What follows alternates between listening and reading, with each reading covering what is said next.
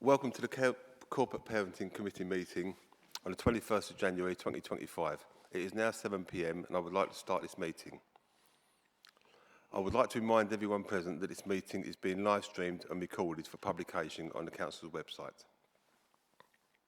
Apologies for absence. I have received apologies from Councillor Rigby and Councillor Hartstein, portfolio holder for Children's Services and Education. Are there any further apologies? No, thank you. Items of urgent business. No items of urgent business have been received. Minutes. I move that the minutes of the meeting held on 24 October 2024, as outlined in the agenda, are approved as a correct record. Are there any comments on the accuracy of the minutes? No, thank you. The minutes are agreed. Declarations of interest. Does anyone have any declarations of interest to make? No, thank you. Before I start the meeting, I'd like to go, before I go through the agenda, I would just like to mention the Ofsted report that was published at the end of October 2024, a few days after the last corporate parenting meeting was held. There was five or six categories, I believe, and they was outstanding in every one, including the experiences and progress of children in care and experiences and progress of care leavers. Thank you to the whole team for everything that you do that puts children's health, well-being and safety first. And a reminder for us all here today that these meetings are about looked after children at the centre of everything. Thank you to everyone. Right, as chair, I can move the agenda items around, and I'm going to put the Thurrock Young Voices first on the agenda. It's been agreed with them, so. Can I ask Adriana or Joanne to present the report, please? Or not.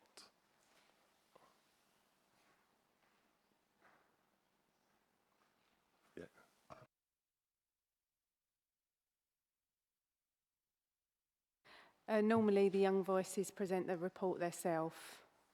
They like to do that. Sorry. Yeah, of course. Carry on. Thanks.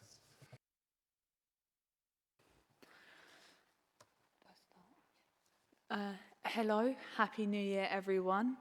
I'm Jasmine, the chair, and this is Crystal, the new co-chair of Young Voices, as the previous chair, Carolina, took the job as Care Leaver Ambassador. We are here to talk about some of the exciting things we have done since we were last here.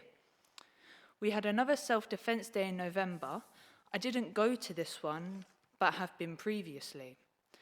They are always really fun and interesting. You learn a lot. I know that the recent one focused on how to defend against knife attacks. 4 of us attended the Young Inspectors training. It was good. We are now trained to inspect semi-independent placements with the commissioning team.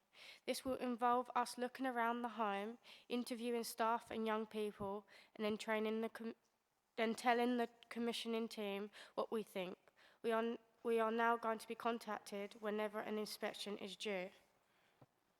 We've noticed that the young people who are also parents struggle to attend groups at the same time as us, as they have more responsibilities and usually no childcare. They face different issues to us and have to grow up even quicker. We realised that they need a group of their own.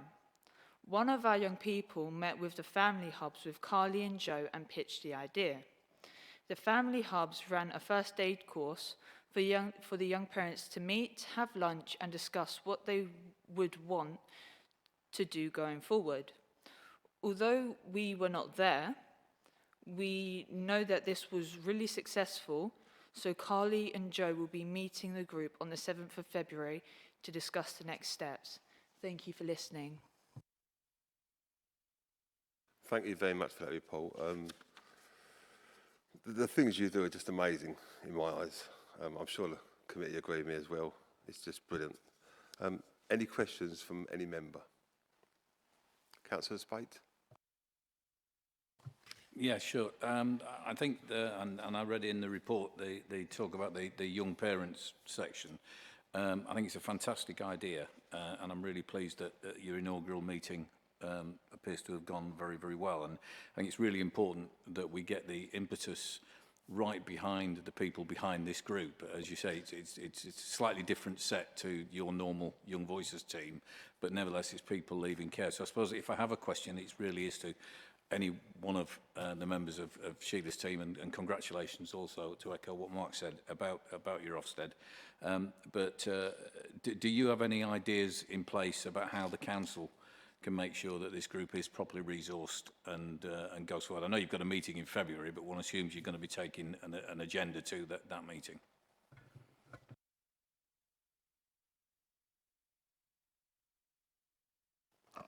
Anyone like to say anything?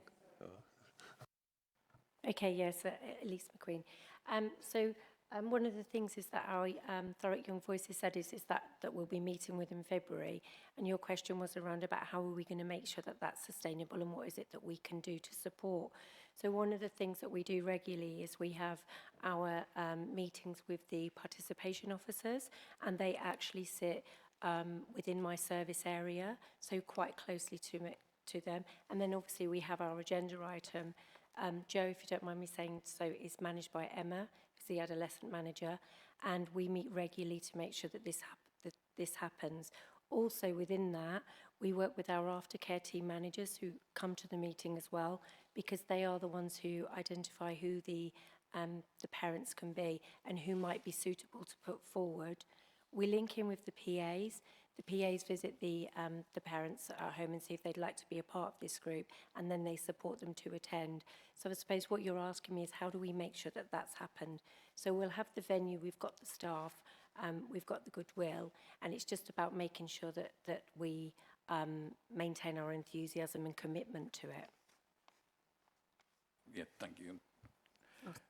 Yeah, thank you. That's good to hear. I mean, it's the people commitment is great, and it's the fact that it's there. One assumes that there will be, I imagine it will be relatively small, but there will need to be some sort of financial commitment, even if it's only in terms of officer time, to support the people who are behind this. And I'm sure we all know the pressures that your departments are under financially, and we all know the corners that you've been asked to cut and the savings that you've been asked to make. But I think this is really important, and I would just hope that what little bit of money is going to be required is identified early in the game and then is ring-fenced, because it would be a real shame if this had a good start and then was pulled because some number cruncher said you can't do that. I'd really like to know, and I'm sure that the young people involved, either from within the Young Voices or within those younger parents that are coming out of care, that they if they have that confidence and comfort of knowing that the support is going to be there, they'll throw even more effort into it. What we found with the young people is the more we help them, the hell of a lot more we get out of it. So, you know, yeah. Can I just say as well is that one of our responsibilities and why we're committed to this is that because we want our care leavers' children to be free from being in care and being in the system and just being usual children like any other. So the fact is that if we support our parents, and then their children benefit. So that's why we're committed. But yeah, absolutely, I take on board your point about the budget. Probably should have mentioned it, but we don't normally talk about the budgets. No, it is good, and a completely different subject. But the evidence that I read today, something I was involved in within the fostering service, where there was a young person within the borough who's been massively helped on a life journey by support from the council. And we all get it in the neck from you councils never do anything, and the council's rubbish, and the council's this and the council's that, and sometimes with justification. But there is an awful lot of good done, and I know and Ofsted evidenced that within social care for children. So the fact that what you said is gives me that comfort. And as I say, I look forward as we progress through 2025 to many more good news stories, and I think this is certainly going to be one of them. Can I just say that I think what I didn't do very well and what I attempted to do in my long narrative was actually demonstrate the layers of people that supports an initiative. It's not down to just our young people saying it's going to happen and a venue being provided. It takes a group of a network around the care leavers to support them to get them there. So I'm sorry I didn't articulate that very well. Thank you for that. Any more questions? Yeah, Councillor Sisterson. Hi. I just wanted to know a little bit more about the young inspectors. Is that a new initiative, or have care leavers always been involved in that process? Hi, I'm Adriana Campian. I'm Quality Assurance Manager. I manage Carly, who is unable to be here tonight. Yeah, we have written the Young Inspectors Framework just before the inspection. I mean, earlier in 2024, and we have had, that's again a very big project that it required a lot of infrastructure, so to speak, and a lot of people across the children's services, including our commissioning team, the young voices, so it required a lot of consultation. So we've had the framework agreed, and then we had the young people trained in the October. So now we are hoping to launch the first inspection. We are going to, our intention is to start off by inspecting supported accommodation settings, so that's 16 plus. And our young voices are very much looking forward to these first inspections.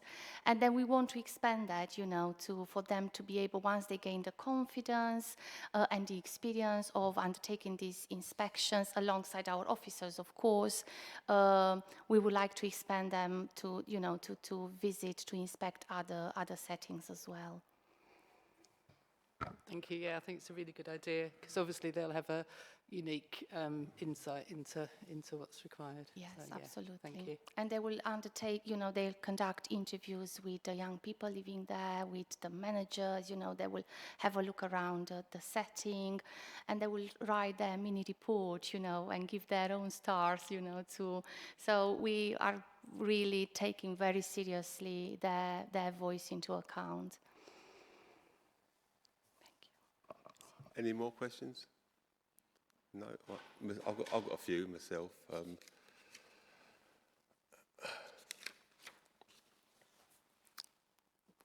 You were planning a karaoke night for your Young Voices Christmas party on the 23rd of December. Did that go ahead?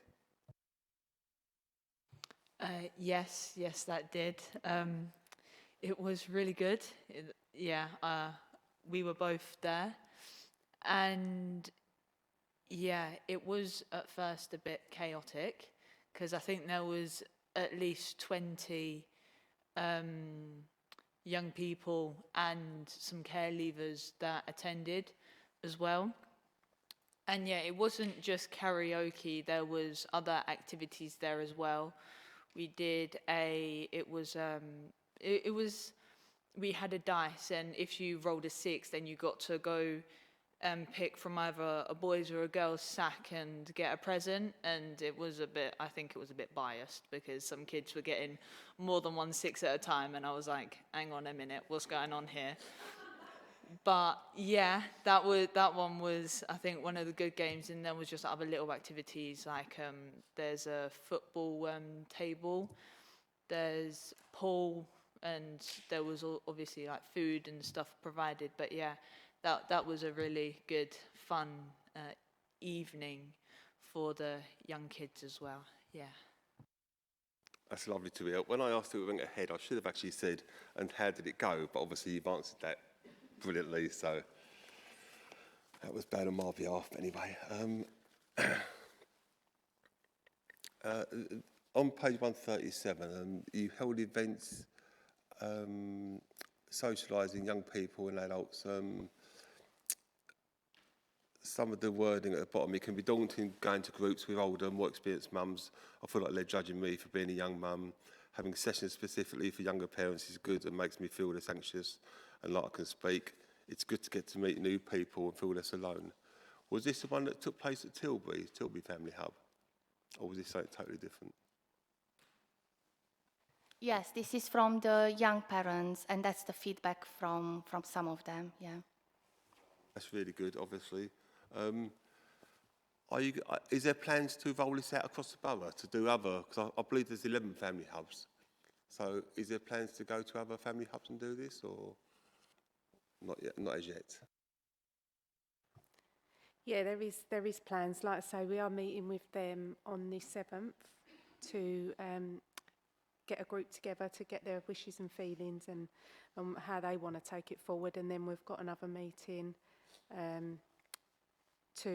for the next steps to try and get it in as many hubs as we can that benefit the families in their area, because it's travel that can be a barrier. Yeah, of course, yeah, and being local to young families, and that'd be obviously very helpful. So what we really need to do to help you is get in touch with comms, don't we, and make sure that people know about this happening. I'd imagine that would help a lot. If I'm wrong, please tell me. I think that was probably it, to tell the truth, apart from just to say that everything you do, every meeting is just, it's just brilliant. I don't know what to say, really. So thank you for coming as well tonight, of course. Is there anything else you'd like to add?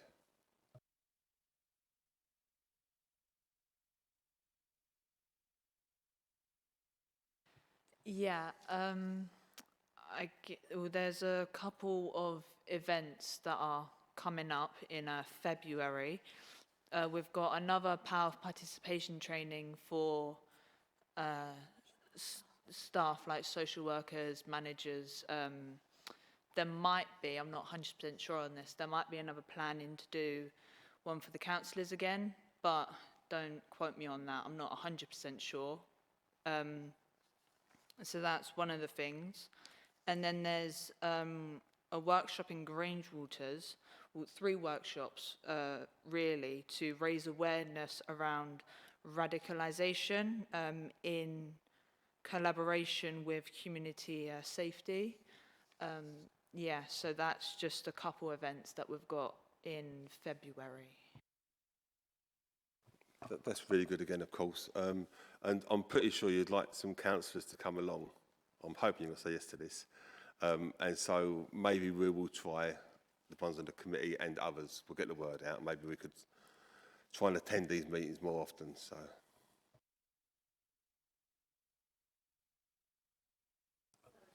That's all right, Councillor Heath. Of course. Do we know how many young mothers we've got? Are they recorded, or is it just a case of having to go out and try and find them? Okay, so I think I've made contact with around 20 so far. So I'm in the process of getting a list together so that we can include all of those.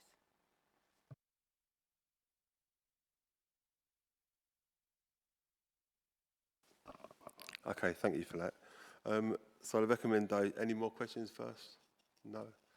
So the recommendation is to note the update from Thurrock Young Voices. Noted, yes? Yeah, all agree, good, thank you. Thank you so much for coming tonight. I know it's not been too long, but everything you do is just, it's probably the jewel in the crown, I think, for the council. So thank you very much. I'll let you leave now if you want to go. Thanks.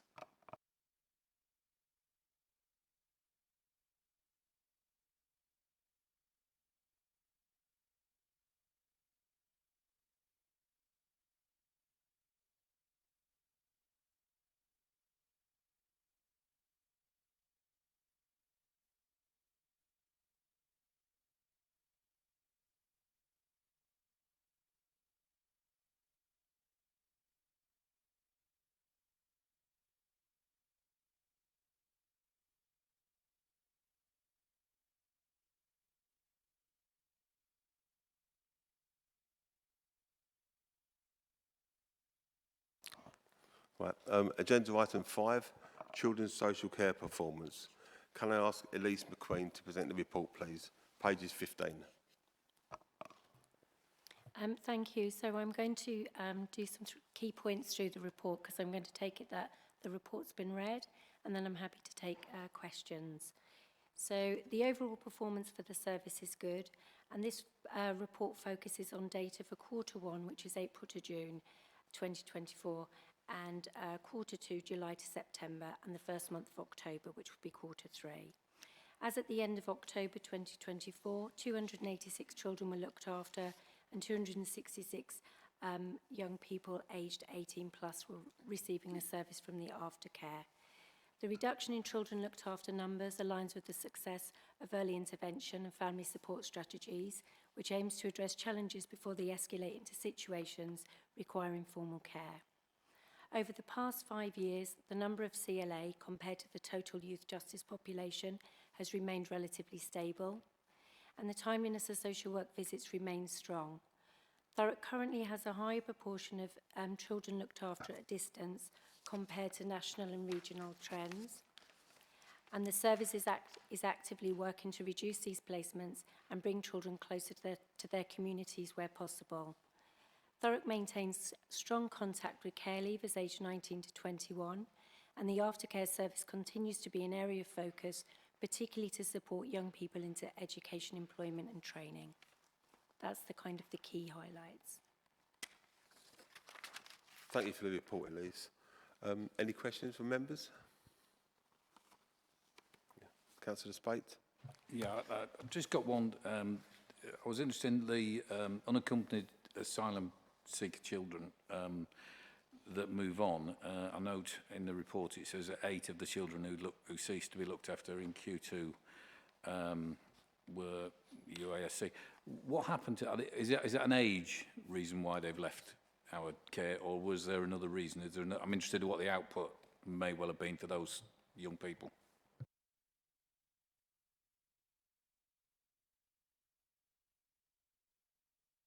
Yeah, which paragraph you're referring to specifically?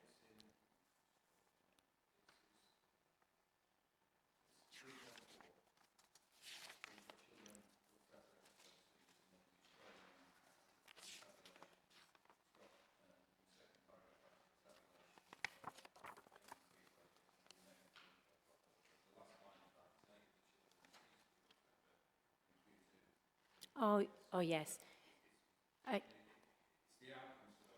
Yeah, I know which page that you're referring to, because obviously I've wrote the report. So those 8 children were where they became care leavers. That's what that means, when they left care. So it doesn't mean leaving the system, it means leaving the looked after children population.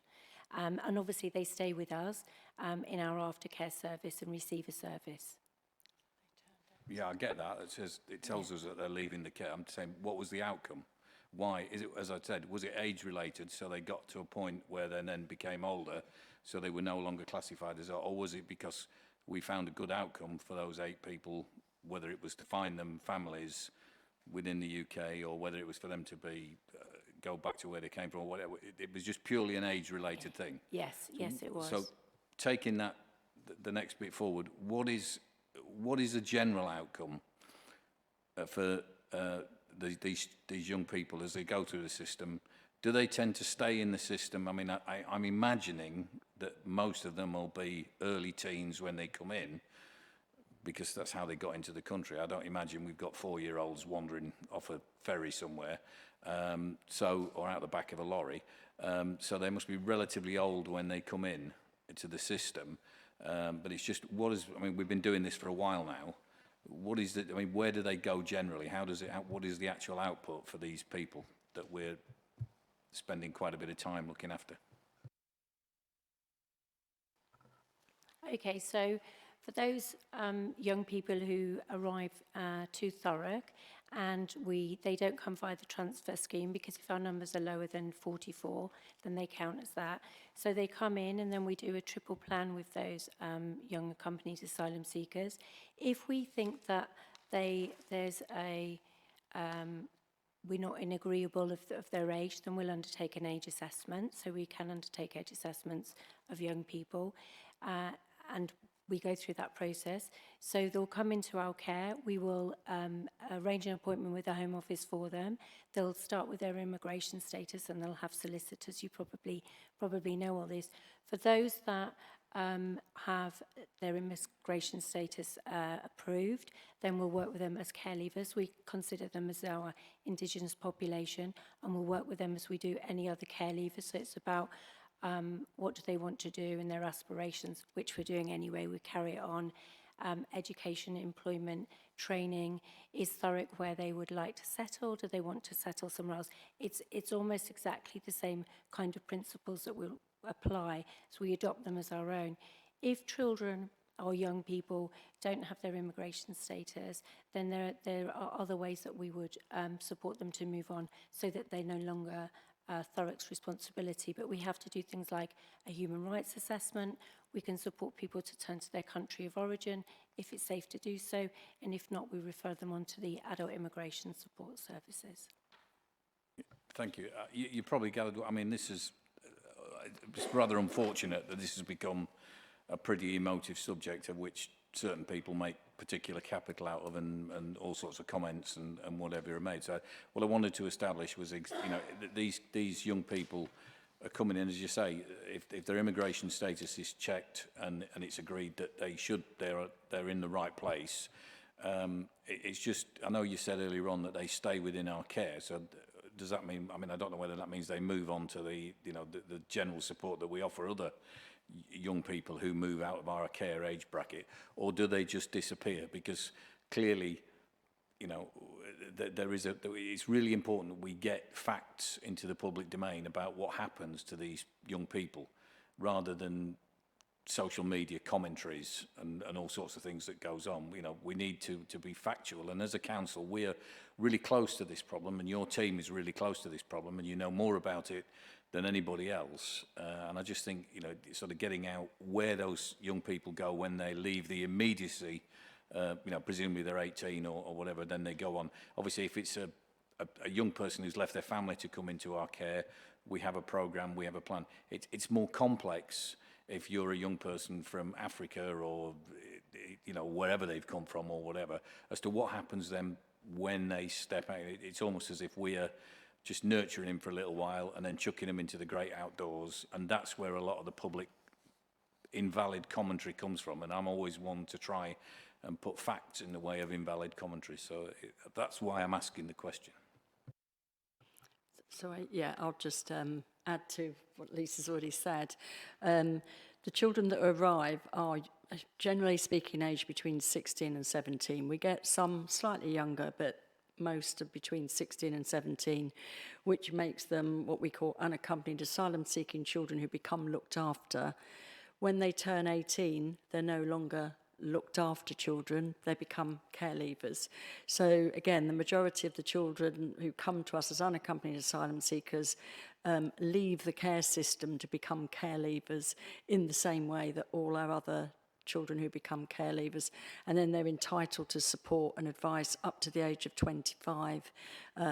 In that time, we would expect their immigration status to be settled, so they can then, a lot of our unaccompanied asylum-seeking children get really good sort of education outcomes, and Keely may talk about that later. So they will go on to be citizens like any other in this country. So they will get jobs, they will get education, training, etc.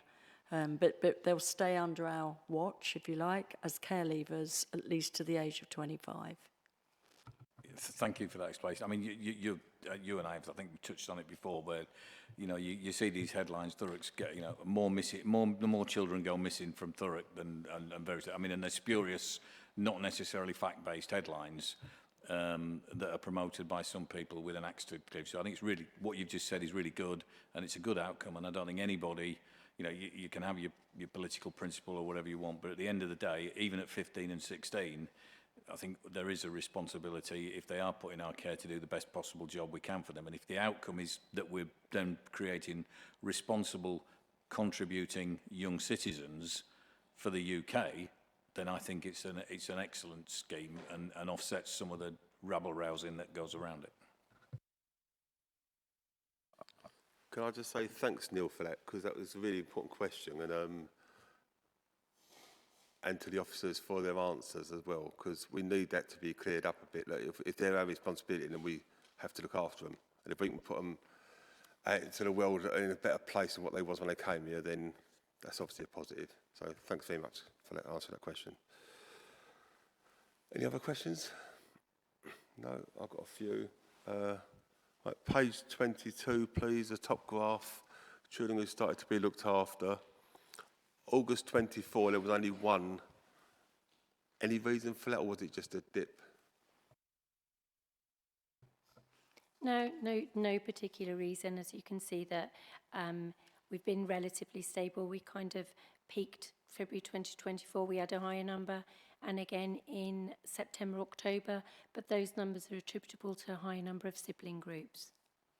So to answer your question, no. Okay, thanks for that.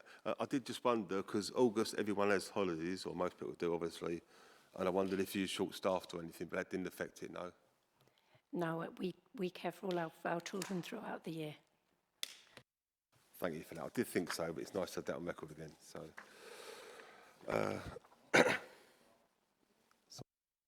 sorry, Councillor Assistant. Hi. Yeah, it was just continues, isn't it, that we're above the national average for placing children outside of or more than 20 miles away from their family home. Is there a particular reason for that? Is it due to like housing need, or is there any particular reason why we might be higher than neighbouring authorities?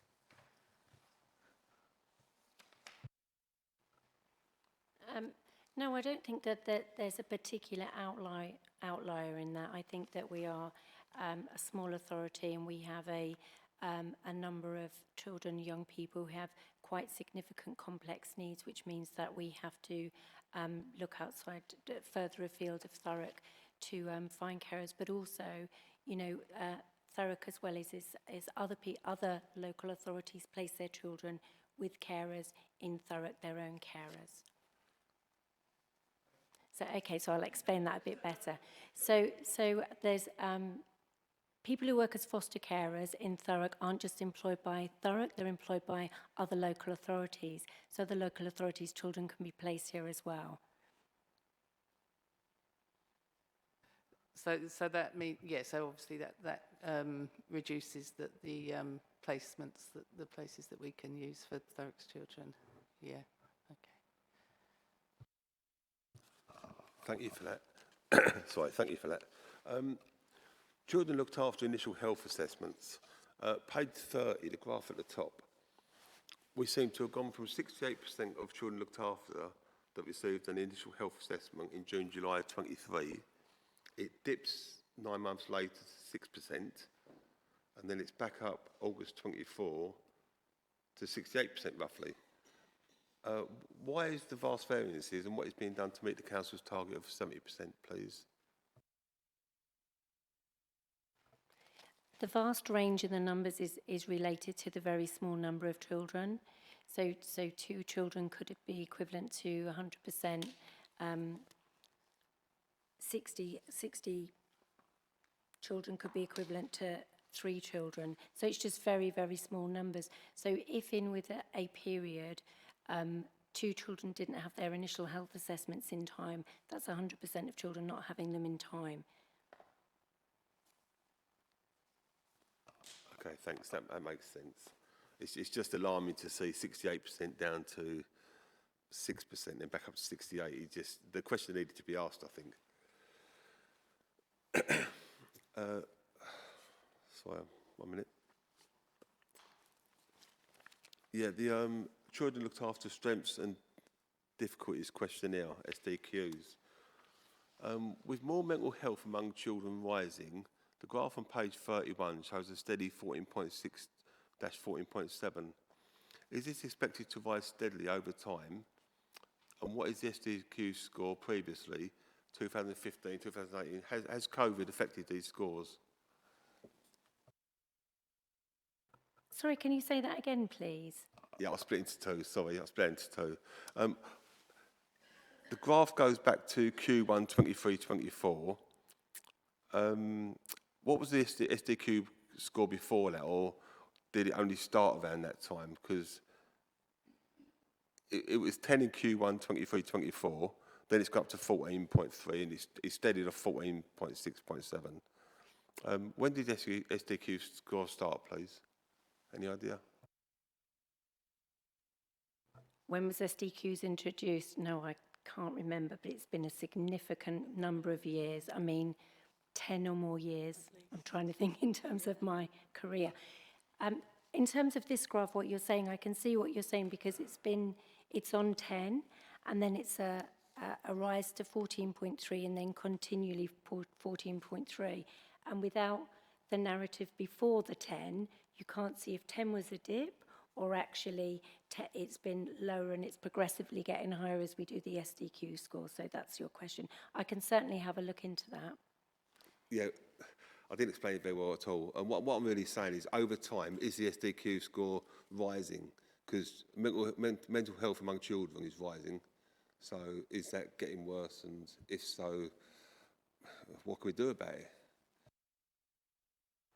So no, it's not getting worse. This is what it's telling us when we're looking at our children.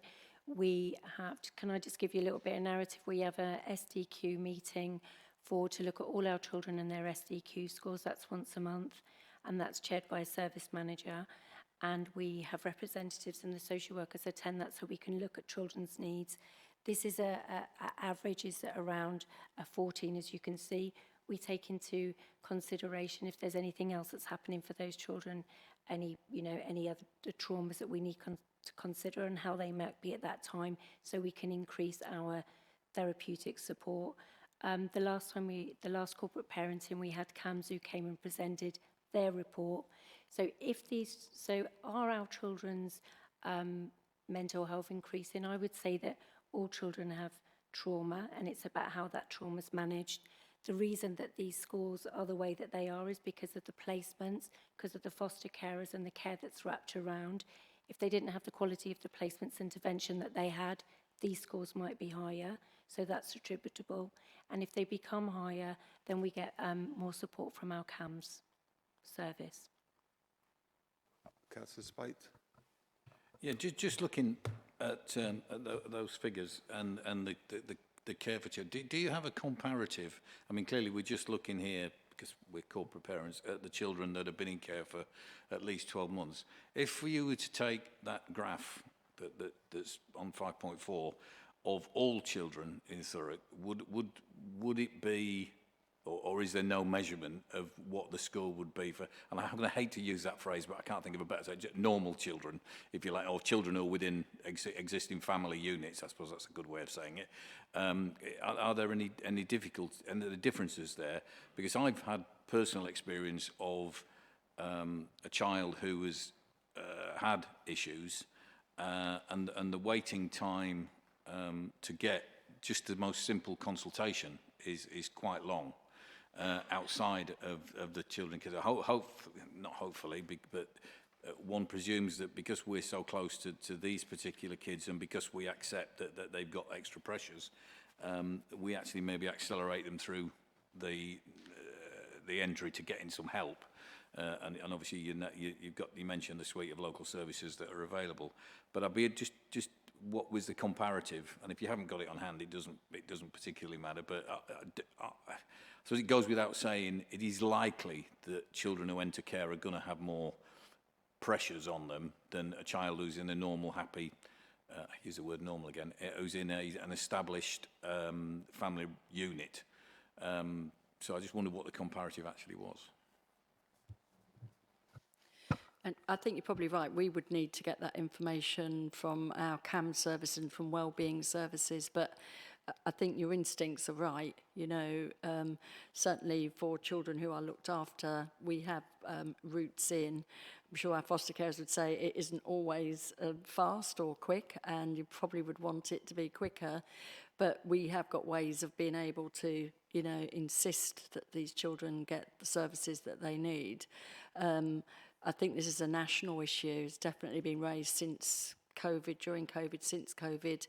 So if you wanted more information, we could certainly go away, but we don't have that to hand. I just think I think we probably know what the answer is anyway, but I just think in terms of when we put in these graphs in, I think it's quite useful sometimes to give us information, and I appreciate it's extra work, and I apologise. Well, no, I don't apologise for that because I think it's useful. You know, till we get a comparative of how our performance is to look after our kids, as opposed to, because we want to be just as good as that I've mentioned. Established family union, we really want to offer exactly the same service to our children as we would expect those parents to give to theirs. So if we get some measurement, and clearly we're doing things very well, because Ofsted wouldn't have come in and said what they said if we were way off beam. But I just think when we're producing graphs, as Mark pointed out, historically, you know, it's a very short trend there. Maybe we need to look at just extending the time frame that we put that information there, and then also do a comparative, I think.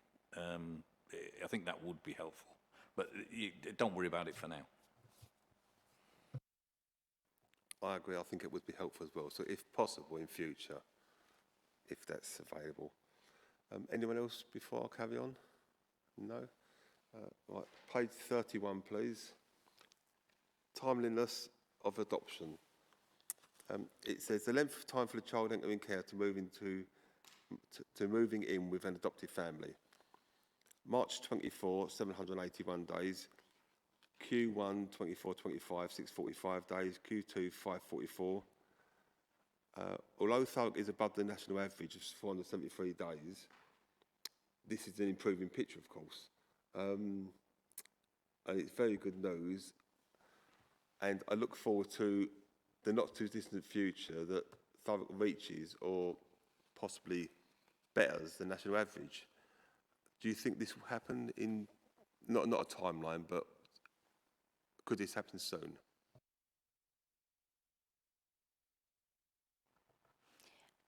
The reality is for some of our children that come into the system and go on through to adoption is that it goes through the court process, and there's a large delay in the judiciary, which we don't have control of. We obviously work closely with the courts and closely with the judges and the guardians to see how that we can move things along quicker, but actually it's stuck there, but it is an improving picture. So I would like to assure you that it is. We're certainly all working towards it. It's not just a Thurrock or a local, it's a national problem, but it's a work in progress. Yeah, thank you for that. It's definitely an improving picture, so that's a good positive. And I have another positive, which is nice. Page 36, care leavers aged 19 to 21 years in touch. Without going through all the detail, it was 93%. It then went to 97.2%. End of October last year, 98.6%. Thurrock are in touch with their care leavers. That's obviously really good, and to get 100% would be, well, probably unlikely to happen. So to get 98.6, I think is excellent. That's really, really good to know. So, 1 minute. Sorry, I've just lost my train of thought.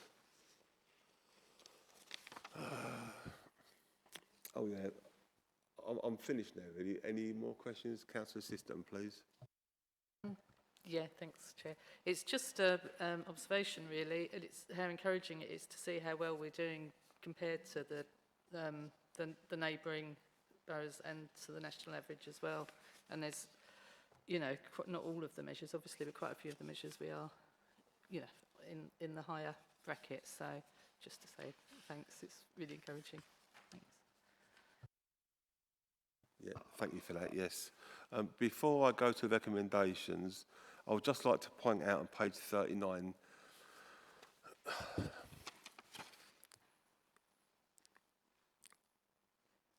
impact on corporate policies, priorities, performance and community impact. I'm not sure what this part of the agenda actually is called, but anyway.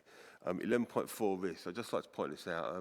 Thurrock Council and Mid and South Essex Integrated Care Board are not meeting the statutory expectations for initial health assessment for looked after children. I know there's issues, and we've spoken about the issues, but just like to note that this needs to keep improving if possible, if we can do that. So, okay to note now, unless you'd like to talk. Anyone?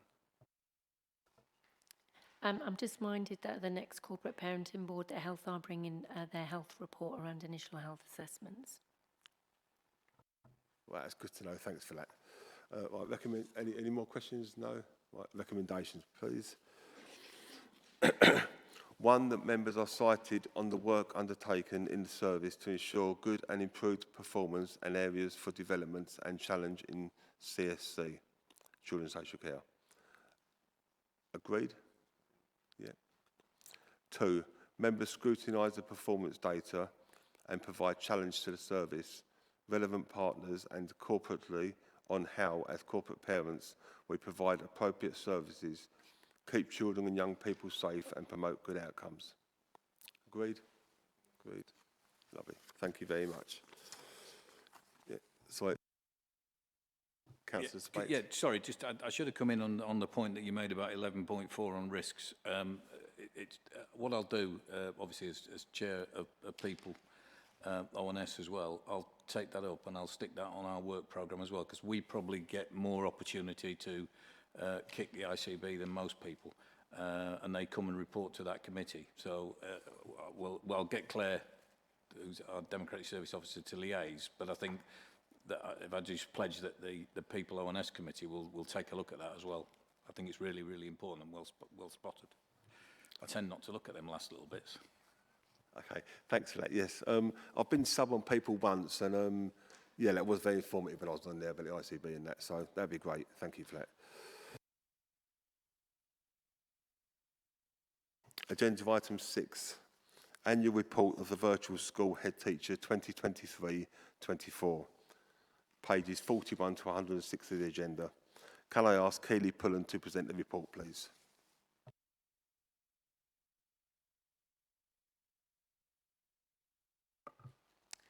Hello and good evening. I am just going to give a very brief summary and then we'll welcome questions after that. So the annual report is a key document which is summarising the various services that the virtual school team provides to support children looked after to Thurrock. It details the broad scope of our information so that corporate parents and the council can look at the work that we do and judge if it's fit and if it's meeting our statutory duties. Central to our role within the virtual school is promoting the positive educational outcomes for our children that are looked after. This can be in the form of recognised formal national qualifications, as well as what I would consider the softer outcomes, such as helping our young people achieve other work-based practical experience or training. Part of the way that we do this is placing our young people and children into good settings wherever we can, and making sure that those that are perhaps requiring improvement have an added element of scrutiny and accountability to us as corporate parents. We promote and reward good attendance. We distribute the Pupil Premium Plus funding, which is a Department for Education statutory grant that we receive, and that's based upon pupil numbers. We support and challenge those schools that may be suspending our young people or children. We provide various learning resources for the home.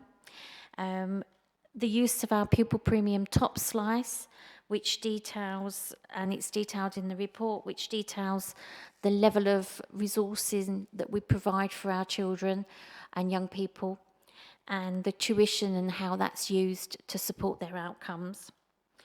We have very focused and targeted support, which is aimed at supporting progress and attainment. We carefully monitor school-based interventions and ones that we offer to look at the impact on outcomes, not just academic outcomes, but those softer outcomes that are involved with social, emotional health and well-being. We provide training to anyone that would like training and that requests it. That's part of our statutory duty. And we help with transitions. So the transitions as our children move from 3 years old through to 18, and we work with a variety of professionals both within the borough and out of the borough to make sure that everyone is doing what they need to do to maximise success for our children and young people. And I'll welcome questions now. Thank you very much for the in-depth report. It's, there's a lot there. I think I'm sure we'll have all read it, but we've took most of it in, but there's a lot to take in. But any questions from members? Councillor Assistant? Thank you. Yeah, just again about the children who are living outside Thurrock, and how it says robust negotiation and decision making to make sure they're receiving the education that they require. Do you come across many problems in accessing that? How easy is it outside Borough to ensure that they're getting their education there? I find it is more of a challenge for when our children are in out-of-borough settings. Mostly we will go through the general admissions processes, and that's quite straightforward. When we do encounter barriers, we go through the necessary processes to overcome them to get the children or young people into a school setting. Our biggest barrier is if they have an education healthcare plan, and this is a national issue, and we have to work extensively with the special needs department in that borough for them to first of all take responsibility for that child, and then to negotiate the right setting and to look at who's going to provide the funding for that. So that is a big challenge, but we work very closely with our own special needs department as well as the relevant department that we need to work with, for example, you know, in various parts of the country. What I have noticed is because of the new, they're not new belonging arrangements, they've been in place a while, but because local authorities are under more financial pressure, now local authorities are having to negotiate who will fund educational healthcare plans. So that is proving to be a delay for our children, and I won't accept that delay. So the virtual school and the Pupil Premium Plus is actually taking that burden financially by making sure that some form of education is in place, even though it is the receiving local authority's duty to do so. But I won't tolerate that drift and delay. So we are noticing that's becoming more of a financial burden, which at the moment we can shoulder because we have the Pupil Premium top slice. However, how long that will be able to be sustained, we can only tell, really. But I'm sure directors are working very hard to try and get national agreement to that. Yeah, thank you. I can see it will be a national problem, won't it? It's obviously not something just affecting Thurrock, but yeah, okay, thank you. Councillor Heath? Have you got data on the grade 4, the GCSEs, how many children from the virtual school have grade 4 in English and maths when they leave school? Yep, that's detailed in the report. I just need to find the relevant section.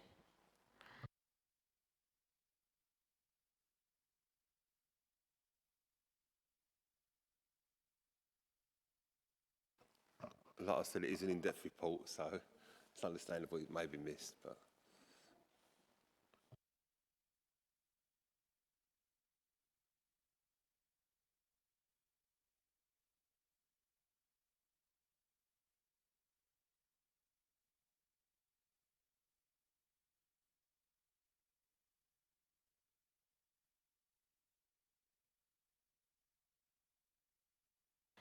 So within the report, there's Key Stage 4 data, which starts on page 75.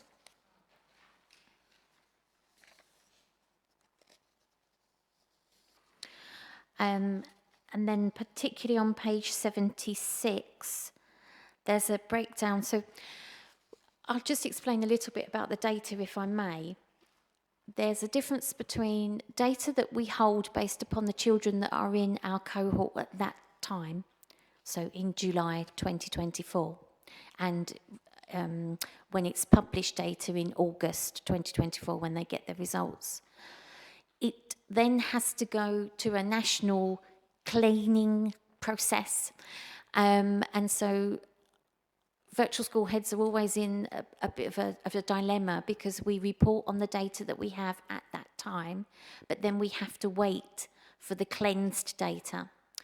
What we also have to bear in mind is the data that the Department for Education collects, and they marry that with the census data that is returned by social care. But that doesn't necessarily reflect who was in care during that period of time. So what I have tried to do in my reports are provide general trends based upon the national published data, but also give you the data of, and the comparisons of the internal data that we had at that time. So overall, our Attainment 8 data nationally is showing that it's on the increase. But if we look specifically for the cohort of 23-24, on page 76, we can see that 28% of those children, so of 25 young people that had been in care for 12 plus months, 16 of them took GCSEs, and 28%, well, basically the table indicates what everybody got. And then if you look at page 77, there's the 3-year comparisons of 22, 23 and 24 based upon those children that we had in care for 12 plus months. When we're dealing with quite small numbers of cohort size, we have to look at the fact that, you know, 1 or 2 children can cause quite big fluctuations. So that's why it's important that we can look at that individual data as well as that overall data.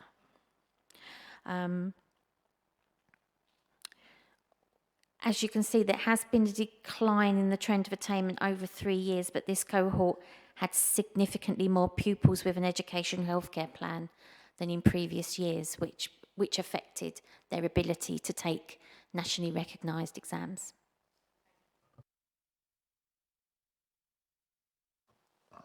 Thank you for that. I'd just like to say, before I became chair of corporate parenting, I had no idea that a virtual school even existed. So it's really great that, you know, to get any GCSEs or anything positive coming out of this is brilliant. Yeah. I don't really sound biased, but I'm just being honest. Page 49. 50.2% of,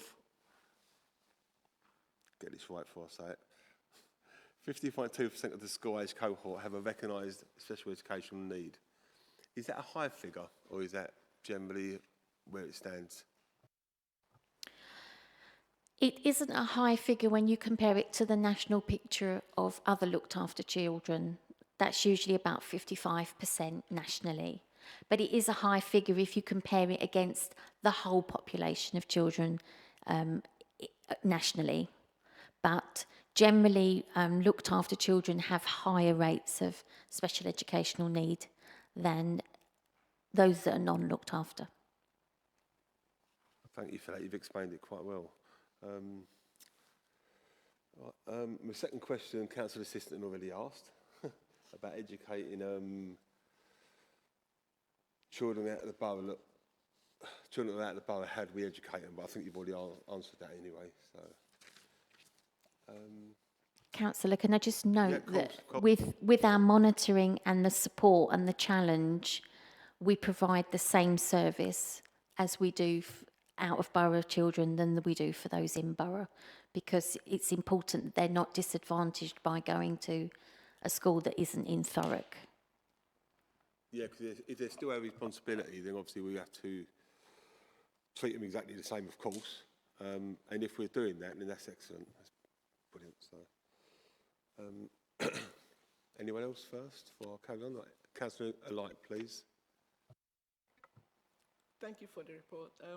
I just want to ask about around children's voices in this report. I can't looking for how their voice is being represented in this report. What are they telling us? What are the the provisions they have in school? How is it benefiting them? Do we have something like that from children with special needs? How do they express their views about how the people premiums are affecting their their education, educational attainment and and all that? So do we get to kind of hear from them how they are doing, and that should be in this report. That's my view, so that we get to hear their voices in this report as well. We actually did ask some of our young people if they wanted to say anything, but the testimonials that you have are from staff that we work with, as well as foster carers, for example. Our children's views are collected every term as part of their personal education plan. So there's a series of questions within that document which are asked as part of that review. And that's where we get their views about school, what's working well for them, what isn't working well. Where possible, the children and young people attend that meeting in order to express their views. We certainly ensure that, and we will grade a PEP as unsatisfactory if it doesn't include their young voices. At the time of the writing of the report, I mean, I can include comments coming from there. I can extrapolate comments from their PEPs, but I mean, we're looking at 175 PEPs each term, so I can get comments from them all the time. There are other comments that we get via email from our young people that are thanking us for the work that we do, so we can include that as well if that's something that is requested. But central to our work is finding out about what's working for them and what they're not happy about, and actually it is all about the child and the young person, so we can't fail to ignore their voice and their opinion. They're just not necessarily recorded in this document, they're recorded in a variety of others. Councillor Heath. It's not a question, it's just, I'd just like to say thank you for putting all the testimonials in and the case studies. I found those really interesting and, really informative. So thank you. Thank you. We use case studies a lot. We use that as part of our reporting to our governing body. With the testimonials, this time around, as when we were inspected, I hadn't finished this report. As you can appreciate, it was the start of the academic term and I'd only just got all the data from the August results. And I just put a general email out to say, hello, people we work with. If there's anything that you would like an Ofsted inspector or anybody to know about the work that you do with us, if you want to send it, you're very welcome. And I was of the opinion that it doesn't need to necessarily be nice. I need to know an honest picture of the work that we do. But I was actually overwhelmed by the fantastic response, and that was a really quick response as well. They got back within days to say how much they like working with us as a virtual school and how much of an impact we make. So I was really pleased with that, and I thought, well, you need to put them in the report then, don't you? So thanks for appreciating that. Yeah, I'll second that. The testimonials are enlightening. That's the right word, I think. It's important they're in there. I think it's important they're in there so we can see their own words, what they're saying. And like you said, it's important that if they gave a negative as well, that they're included as well, just so we're open and we know about it. Because you learn from your mistakes, don't you? But they're all positive anyway, and it's really good. So, anyone else? No? Right. One more. I believe it's the last one. Yes, it is. Page 47, the start of the annual report. Second line down, it says children and young people. Just saying that. In the contents, it doesn't mention young people at all. The responsibility is to provide this for 3 to 18-year-olds. Is there any plans to extend this to above 18? Because we look after care leavers, we look after care leavers up to the age of 25. We have responsibility up to the age of 25, don't we? So I just wondered if you would consider 19, 20-year-olds, or is that not on the table at all? I'm sorry, I'm laughing. So the virtual school head became a statutory duty in 2014, and the Department for Education and the governments of the time have gradually over a number of years increased our role. So we have gone from just school-age pupils to now 3 to 18. So that's our statutory remit, and that's the funding we're provided to provide a service for, and that's the guidance that we have. Since 2021, it isn't statutory yet, but virtual school heads do have responsibility to promote the educational outcomes of children with a social worker. So that I'd now be looking at perhaps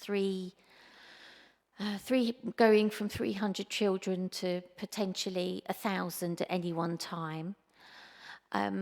Then because when you look at children that are CIN or children that are subject to a CP plan and how that moves, so at the moment that is very much a strategic role and not individually case-based, as opposed to the individual casework we do for children looked after.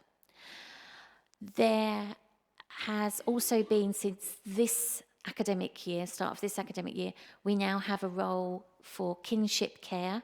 So for those that are in kinship care arrangements, we are duty bound to provide information, advice as guidance, as well as any, and prior to this, from 2018, we've been responsible for children that are previously looked after as well, to offer information and guidance to families. There has been some discussion at national level regarding extending the duties of virtual school heads. That hasn't been moved forward yet because most virtual school heads have said, and that's going to need significant resource to be able to do that. But what we do is we work really closely with our social care and aftercare colleagues to not make sure, as someone said, that they don't fall off a cliff. So we still have a commitment. We still monitor our children or our young people, even if they're 18. If they're in year 13, we'll continue to work with them. We may still get requests from those that are at university who are perhaps 22 years old that might need some help with an educational resource. If we have the funds, we will support them. So, and if I have some money left over and I can do that and it's not disadvantaging those children that I receive funding for, then we help them. We've helped various young people. But in terms of the statutory duty, that currently ends at 18. But who knows what might be planned for the future. I feel like I've opened a can of worms up there, so sorry about that. But it's just something I noticed, it had young people in the report, children and young people. So children obviously up to the age of 18, young people 18 plus maybe. Just for a last question. So, but obviously no pressure from me at all. So. I believe that's it. Any more questions? No? Okay. Give me paperwork in order. Go to the recommendations then. The committee approves the annual report of the virtual school head teacher for the academic year 2023 to 2024 and uses this information to evaluate, scrutinise and, if appropriate, challenge the services that are provided. Agreed? Agreed, thank you. Item 7, Independent Review Officer's Annual Report, pages 107 to 132 of the agenda. Can I ask Trevor Willis to present the report, please? Yeah, thank you, Chair. This is the annual IRO report for the period 1st of April 2023 to the 31st of March 2024. and meets the statutory requirements of the IRO handbook for the IRO manager to produce the report for scrutiny for corporate parenting committee. The independent reviewing service, or the IRO service, has maintained stability throughout the reporting period. We've been really fortunate that we've had no personnel changes, and I really strongly believe that this consistency has contributed to how the service operates. That during the reporting period, there was a 7.2% increase in the number of the reviews when compared to last year. But despite this rise, 98.8% of the reviews were conducted within agreed timescales. And I think this achievement really underscores the dedicated commitment and the efforts of the IROs who work alongside social workers, foster carers and young people to ensure that reviews happen within timescales. I'm just going to do a brief overview of the report, and then if there are any questions, I'll happily take those. It's noteworthy that only 7 reviews for children aged over 4 years had no views shared. Whilst we understand that not all children want to attend their reviews, the IROs work really hard and employ a number of creative methods to gather and share the views of children and young people. These methods include direct conversations, either face-to-face or over the phone, engaging in activities such as playing golf, sports, computer games, football, taking walks, cooking a meal or sharing a meal together. And these innovative approaches ensure that children's voices are heard and considered, even if those children aren't physically present at their reviews. Of those reviews where the child neither attended or didn't send their reviews, those children are long-term missing, or they just didn't want to share their reviews, and again, we have to respect that. The IRO service has demonstrated a really good performance in the timeliness of reports, again with 98.8% of reports completed on time. The reports aren't only completed on time, but they're also written really creatively, keeping the child and the child's perspective in mind, so that this ensures that the reports aren't just an administrative document, but a meaningful record that reflects the child's experiences and reviews. The number of children and young people in the care of Thurrock Children's Services is slightly below that of our statistical neighbours, although when you look at the rate per 10,000, then we're consistent with statistical neighbours, with neighbours and statistical neighbours as well. With regards to our unaccompanied asylum-seeking children, when compared to the Eastern region and statistical neighbours and the rest of the country, we are higher, but this is primarily due to Thurrock's strategic location as a port of entry.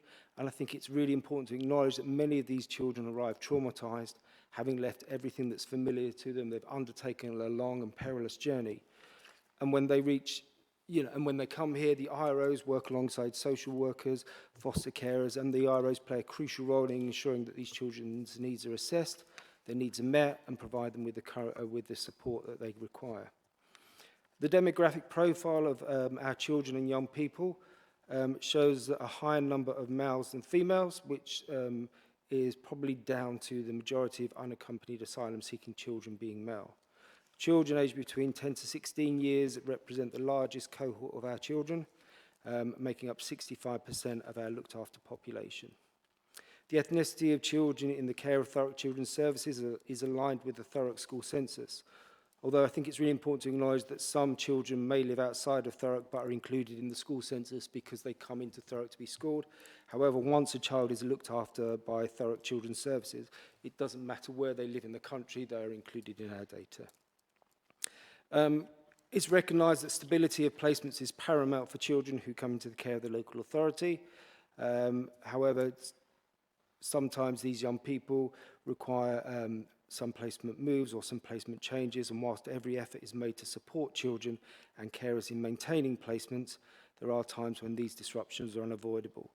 And the percentage of children experiencing 3 or more placements in a year is in line with that of our statistical neighbours and the rest of the country. And I think it's really important to acknowledge that this stability is achieved despite a national shortage of placements and recognising the complex needs of our children and young people. One of the key roles of the IRO service is to challenge the local authority when care plans and practices do not comply with the legislation or meet the expectations of the service.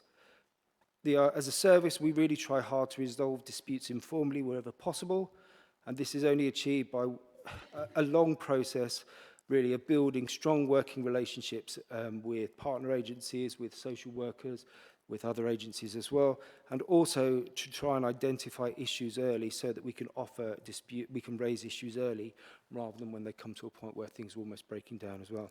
The success of this approach is evident as all disputes during the reporting period were resolved informally, reflecting the IRO's continued scrutiny and awareness of situations concerning children and young people. The views of children and young people are central to shaping how we work as a service. As mentioned earlier, the IROs proactively seek the views of children and young people and encourage their participation in reviews at every opportunity. A new online feedback service has been developed by the QA service alongside the involvement service, and this is now in the final stages of testing. And it's hoped that this portal will allow for the introduction of bespoke forms to capture relevant and specific feedback from children and young people that are engaging with the IRO service. If a child is non-verbal, then the IRO will spend time observing the child, speaking to those around them, as well as drawing upon their social work experience and knowledge base to ensure their views are clearly communicated. And the IRO, wherever possible, will encourage young people to share their own reviews and provide them with the opportunity to include copies of certificates, artwork or photographs of important events such as family time or appearing in school productions in the minutes of their meetings. All of the objectives from the IRO service on pages 130 to 131 have been met by the service, and the new objectives have been identified for the upcoming period, ensuring that the service remains responsive to the needs of children and young people. I'd just like to say that we're really fortunate to have a really high quality IRO service in Thurrock. The service is characterised by stability and consistency. It's supported by excellent social workers, excellent foster carers, and I think really importantly by a really excellent business support team. The IRO service has played a central role in how Thurrock works with children and young people, and they've led on certain initiatives such as how we communicate with young people in our written format. The IROs are often among the first points of contact for our young people when they're upset or need advice, and they will spend time supporting our young people. IROs act as referees for our young people seeking employment, and they'll go out of their way to support young people, often during their own time, attending school performances or celebrations, supporting families by driving them to reviews or facilitating family time or placement moves. And this hard work was recognised in the recent Ofsted report, for which we were graded outstanding with no actions. And the Ofsted inspectors recognised the IRO service as skilled and experienced, who devote time getting to know children that they represent. The child's voice is well presented, and creative child-centred reports and minutes. They have a clear oversight of the progress of each child, and they work collaboratively across partnerships to ensure children's needs are met, intervening swiftly when necessary. In writing this report, preparing for this evening, I did speak to some of our young people, and one of our young people, a young lady who's 14, wanted her views shared about the IRO service. And she said, "I love my IRO. They are so kind and loving. They really help me with my mental health and help me talk about how I feel and help me put it forward in my LAC review. I'm so happy they're my IRO because they're a really good one." Saying thank you doesn't really cover it, does it? Thanks for your report. I can see the passion in your voice. I can hear it in your voice, rather. I was going to ask a very basic question first of all, before I go to members.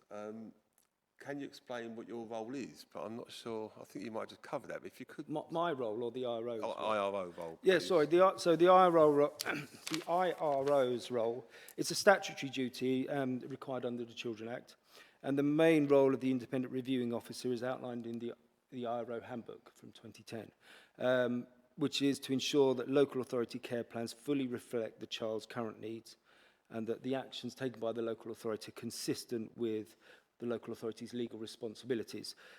In order to achieve this, there are kind of four main points that the IRO has to do. So they have to ensure that the child's perspective is heard, and when considering all decisions for the child's future, they have to make sure that the local authority has a care plan, and that care plan really reflects what the young person wants, reflects the local authority's legal position, but also really importantly that there's no drift in how that care plan is executed as well. They need to promote advocacy services where they're required. And just oversee the local authority's activity in general to make sure that, care plans reflect the wishes and feelings of children. They have to kind of work at this go-between bit between what the the young person wants, what the local authority is able to provide, and broker some kind of deal, sometimes in the middle. Sometimes they have to kind of support social workers in speaking to young people and saying, look, this is realistic and this isn't, or sometimes they have to speak to social workers and say, look, we need to work harder with these young people as well. So really, it's all about providing healthy challenge to frontline social workers, but working alongside them. So it's not a case of us and them, it's a case of a collaborative us wanting to achieve the best outcomes.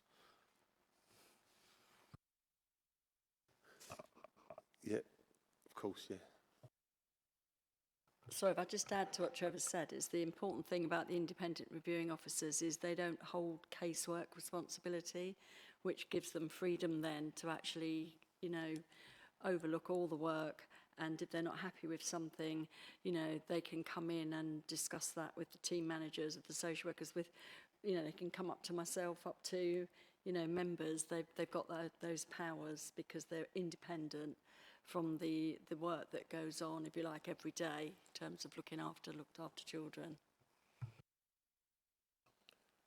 Thank you. Now I'm really glad I did ask a question. So, any questions from members?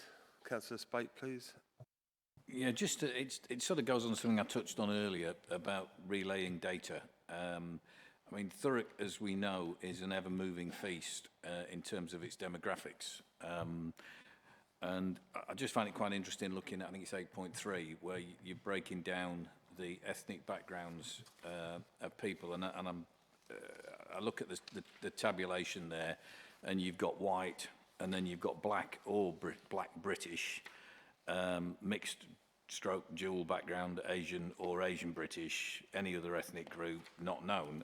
And then you sort of, in the narrative that goes with it, talks about the democratic shifts in Thurrock since the school census, and Thurrock has significantly more children. And then again, we go into this, and young people from a black or black British background in care. I just think it might be helpful to have a little bit more definition if it is possible, because, I mean, for example, if you had a child that was in Thurrock with first-generation Romanian immigrants who've come and established a life in Thurrock, and we know the Romanian community is massively, and I'm not just picking them because there's a lot of them. How would that child be classified? Would it be, because it seems a bit, you know, if you're black, you get classified as black or black British. If you're, you know, white, I don't know where it sits, and I think it's really important that we have this data. And I go back. The reason why I say we have this clarity of data is to stop. You know, facts will always stop a lot of silly comments, and I just think a little bit, particularly for council. I mean, there's only probably, and I'm not being disrespectful, 3 men and a dog metaphorically are going to read the depths of these council reports. We all know that. You know, there won't be that many people paying rapt attention to what we're talking about tonight. But then there are always one or two people who go in and cherry pick, and there are also some journalists who get the wrong end of the stick. And you know, so I think it would be helpful if at a future point again we look at that, because I just find it strange that we classify so 73% of the kids we're doing as white, and then we've got these amorphous descriptions for everybody else. And I think I just don't know what we're actually talking about. I'm not being contentious about it. I just think it would be helpful. No, I agree with you. I agree with you. You rather shattered my illusion. I was hoping that millions were watching online, but there you go. Well, yeah. The data that the statistics we have to give back are for the national census, so they're the kind of parameters that we're given. We do hold a lot more data on our LCS, so that's something, again, that we can look into. I know that when I did a presentation for the IRO annual report last year, we spoke a little bit about gender identity. So I did spend a lot of time trying to make sure that we'd got the right gender identities and everything in terms of our young people. So again, it's data that we can provide, but this is a holistic data that we have to feed back for national data census. But I agree with you completely in terms of how people are going to interpret that. Yeah, I'm not trying to trip you up and be a pedant.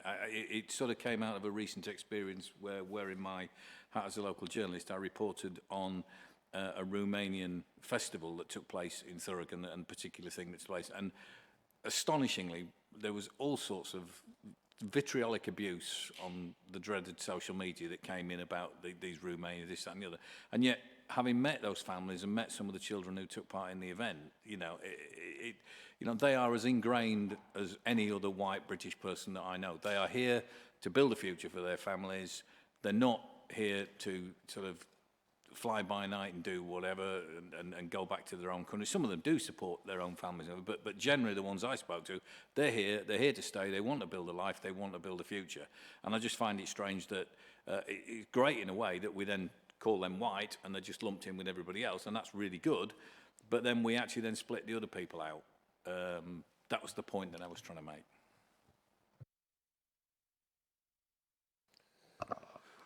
Thanks for that. One question. Pre-COVID, I believe all reviews were face-to-face. Then because of COVID, obviously they wasn't.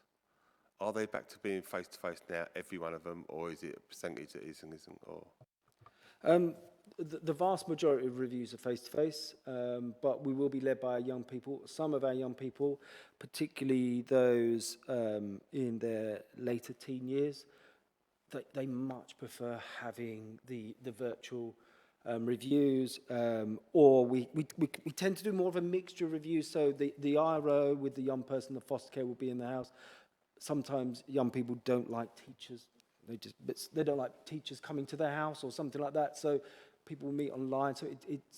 So we offer a whole variety. What we really would say is that wherever possible, we want to have meetings face to face, but we will be led by our young people that we'd rather they attended and shared their views virtually than didn't attend at all. Yeah, that makes sense to me now thinking about it, because old people like me would rather do face-to-face, but youngsters prefer online, don't they, sometimes? That's just, they've grown up with it. So. Yeah, I prefer the younger version, yeah. Yeah, I shouldn't have said that about myself, should I?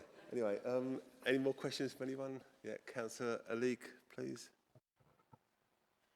Thank you, Trevor. This is a very positive report for IROs. You know, I'm looking at it and I'm saying, wow, 98.9%. Excuse me, Councillor, can you move the microphone down, sorry. please? Thank you. Can you hear me now? Yeah. Is it okay now? I said this is a very fantastic report for me. You know, the IROs completing reviews, and 98.9% of which we are completed, which is, you know, within time scale, which is really very positive for people, children in young people and children in care. And also looking at the caseload, I was thinking it's high for 60 you know, CLAs for one IRO, but you still met the time scale and reviews on time. So my question is around the Mind of My Own app. Are they taking it up, the children, you know, are they kind of taking up the app to express their views? How is the take-up with the Mind of My Own? If I can just come back to the bit about the high caseloads, I think just to echo what Sheila said earlier. So the ROs don't have an allocated caseload, but basically what we have is however many children or young people are looked after, they get divvied up amongst our IROs and then they will look after them. What we're really fortunate about is that some of our IROs have been here 20 plus years. So they are, you know, they've had those young people from the ages of 2, 3, all the way up to the age of 18. So that provides a great amount of consistency for them. In terms of the timeliness, 98.8% is really good. There is room for improvement there, and we are, you know, our target for next year is 100%. So hopefully I'll be able to come back next year and report on that. The Mind of My Own, the take-up on that is variable. In some areas it's really, really good. In other areas it isn't. What we have decided to do is look at how we can bring that in-house to make it Thurrock owned and therefore more Thurrock bespoke.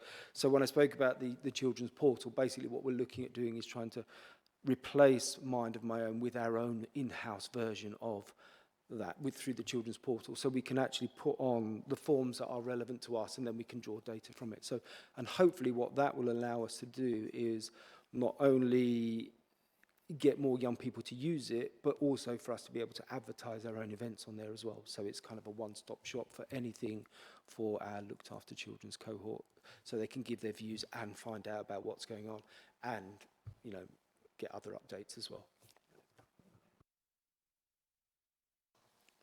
Any more questions?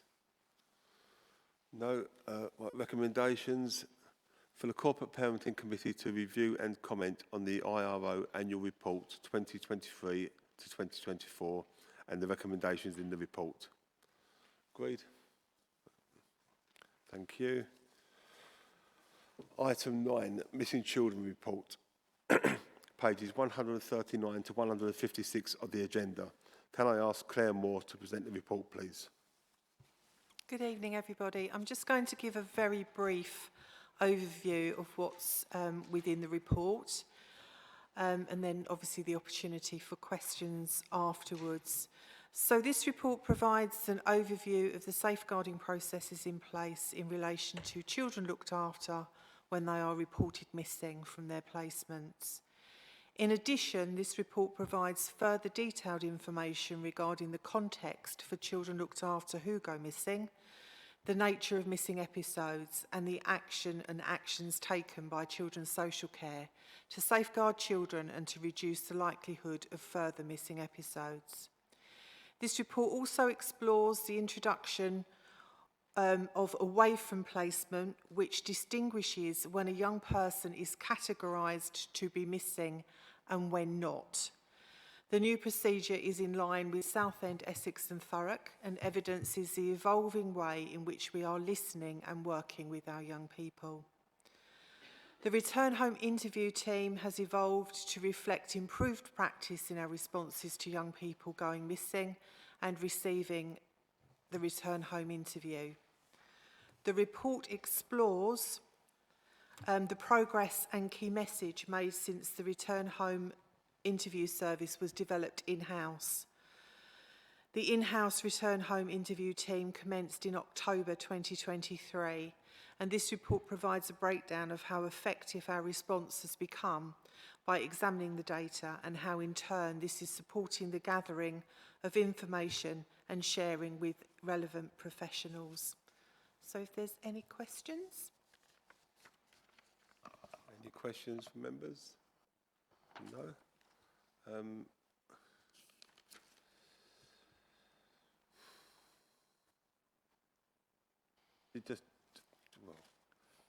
Can I ask how many children looked after have agreed to wearing a tag, please? Which is on page... How many children looked after? 144 to wearing a tag, please. There are no children looked after with a buddy tag. Thank you very much. Just wanted to clear that up. I believe that was... I believe I knew that anyway, but I wanted that to be confirmed sort of thing, so thank you for that. Page 153.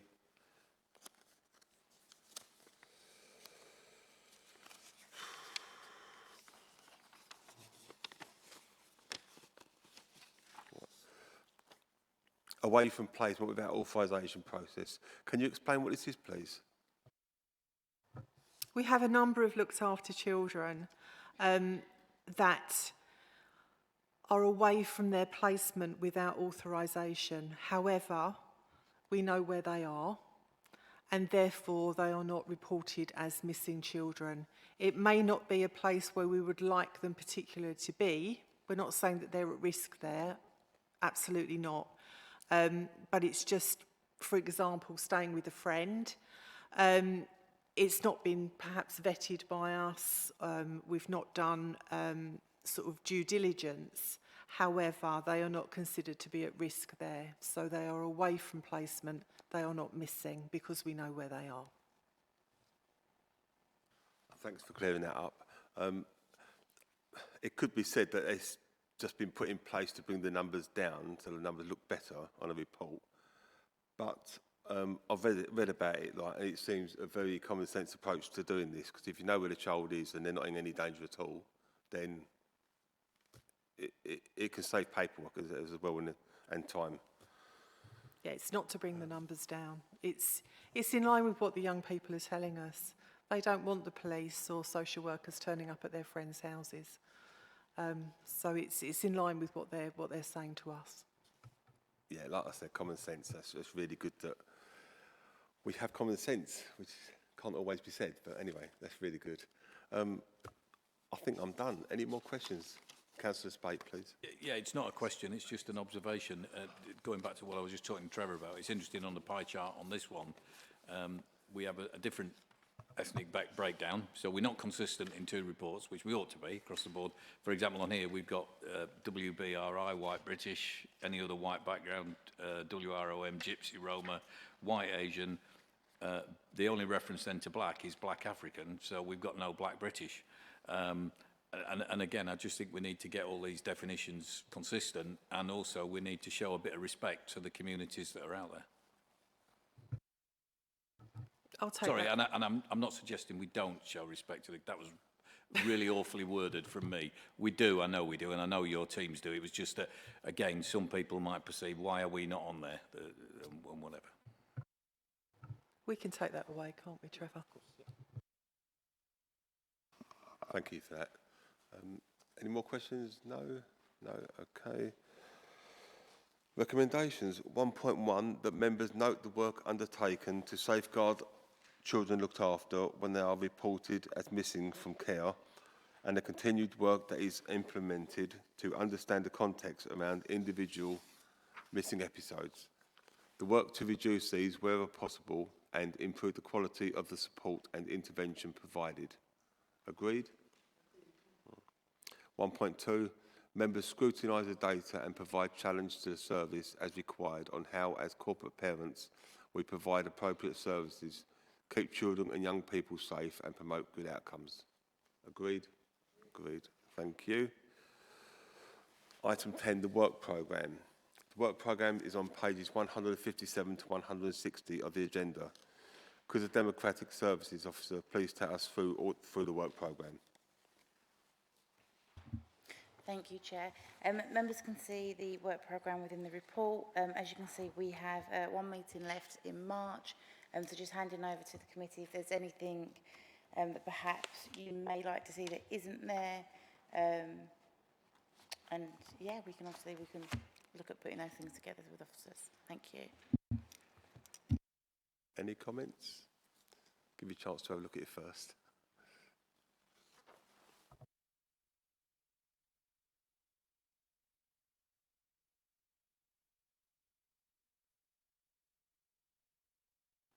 No comments?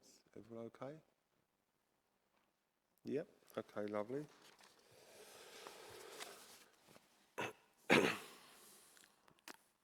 Before I close the meeting, I'd just like to say thank you to everyone for their reports, because I didn't say thank you to everyone for them. And when you read through the agenda, it is so eye-opening, and the amount of work that gets done in the background most of the time that residents don't see is astronomical. And the passion and I don't know the right words for it, the passion and the enthusiasm that everyone's got to do these things, it's just rewarding for me to be chair of this committee. Anyway, right, nothing about me. So thank you, everyone. That concludes business of the meeting this evening, and I now declare the meeting closed at 8:38 p.m. Thank you. Good night.